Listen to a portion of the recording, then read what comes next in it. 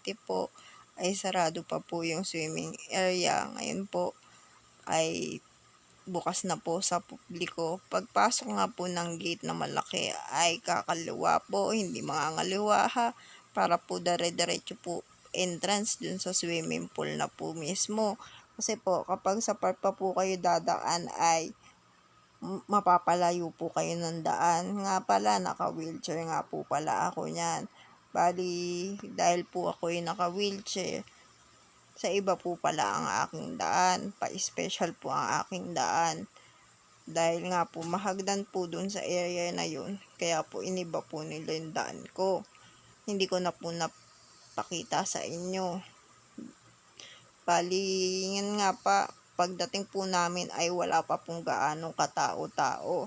Ang cottage po namin ay Boracay. Kaya ang feeling ko talaga nasa Boracay kami kahit hindi pa ako nakakapunta ng Boracay at ang cottage lang naman ang Boracay. Pero ang totoo, nasa Pasig kami. Yan nga pala yung paghahanda nila ng pagkain. Sabi ko kay mama at ate ay kaway-kaway din sa camera pag may time. Yung nakapula, yan po ang may birthday celebrant. At si mama naman, tinuro si Cheska, pamangkin po nung celebrant. At ito naman si ate Jen, asawa ng pinsan ko. At saka si Wes na pamangkin ko. Kumakain sila ng noodles kasi napagod sila sa swimming dahil nauna sila sa amin. At saka malapit lang naman din kasi sa amin yung Remforest, 2 sakay lang ng tricycle ay makakapunta ka na doon. Feeling ko talaga dahil sa Boracay ang swimming na ang cottage namin ay nasa ibang beach kami. Kada ibang cottage, iba-iba ang cottage dito at ang nakalagay nga ay iba-ibang beach. Nga pala, ito nga pala si Ella. Ella. Siya nga pala, yung cake nga pala ay surprise yan sa hipag ko. Hindi ko na napakita yung video. Bali dito nga sa bahay, dito niya lang nalalaman nung umaga na. Tsaka niya nalaman na may cake. Dahil nasa pinsan ko yan, in-order ko sa pinsan ko. About sa cake ay, punta na lang kayo sa page ko. O kaya, lalagay ko na lang dyan sa description box yun about sa cake. Nga pala, dumating na nga pala yung asawa ng pinsan ko.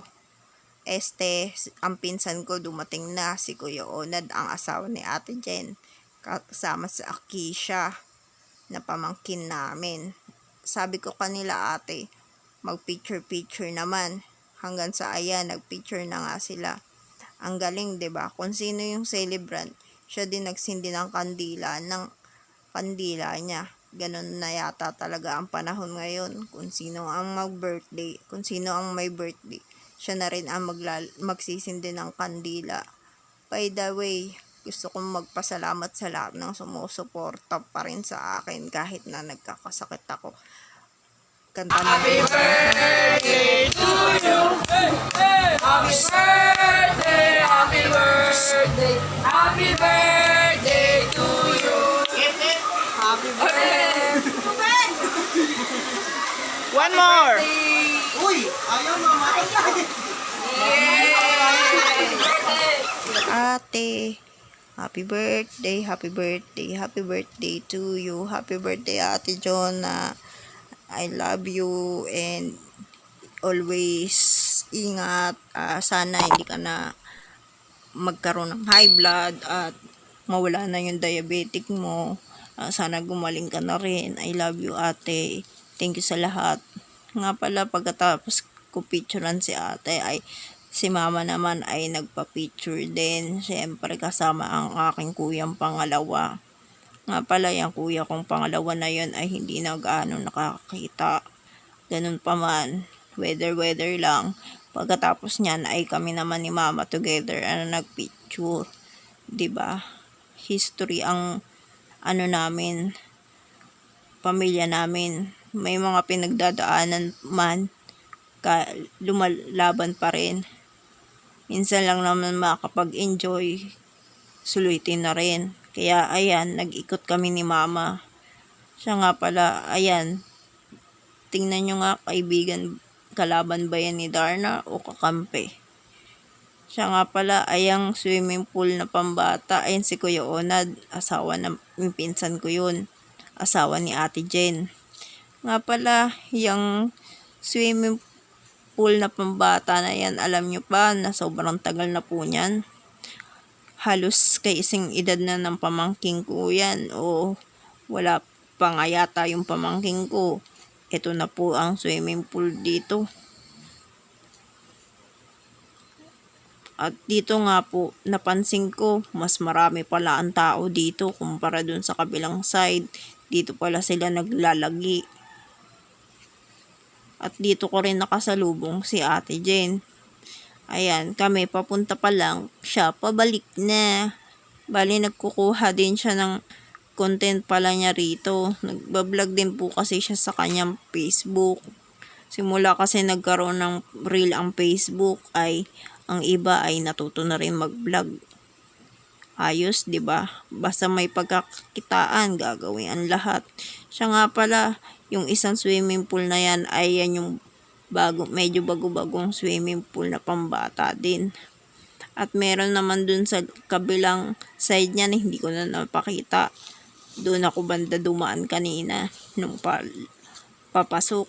Kahit yung pauwi ay doon din ang daan ko. Dahil nga ako lang ang naka-wheelchair dyan. Halos lahat sila nagsuswimming. Pero huwag kayong mag-alala dahil ako naman ay nakapag-swimming na rin dyan dati. Kaya nga pala hindi ako pwedeng mag-swimming kasi nga dahil may kinuloskopy bag. Alam niyo na kapag may kinuloskopy bag, baka mamaya mapunta sa swimming pool yung dumi ko. Nakakahiga naman, di ba? Siya nga pala, ayan si Mama. Nag-iikot kami. Pabalik na po kami niyan. Hirap talaga pang nagkasakit. Kung hindi bago lang po kayo dito, mag-subscribe po kayo para malaman nyo about tungkol po sa kung ano naging sakit ko. Tsaka yung sintomas na rin po dahil binabahagi ko din po yung mga nalalaman Madir ko. ko, nagsasing Siya nga pala, yan si Mama. Sunbathing. Kala niya picture. Pala video. Sabi niya picture na Habang siya. nandito kami sa swimming Ang pool. pindig ko pala ay video. Kaya pinicturean ko din naman po siya. Ayan po yung video, yung picture ko sa kanya. Ayan pa po. And sumunod naman po niyan ay ako naman ang pumesto doon sa pwesto ni Mama. At nakita ko nga po yung mga pamangking ko na nag-i-enjoy. Si Luwar, si Akisha, si Isko. Magpipinsan po yung mga yan. Bali si Luwar ay yung anak ng kapatid ko kanina na nakita niya na kasama ni Mama na pinicturan ko. Tapos po, yung dalawa ay magpinsan naman. Ang magulang nila ay yung magkapatid na pinsan ko. Ayan, mag-iina. Si Isko, si Wes, tsaka si Ate Jen. Siya nga pala, hanggang dito na muna. Maraming salamat sa panonood.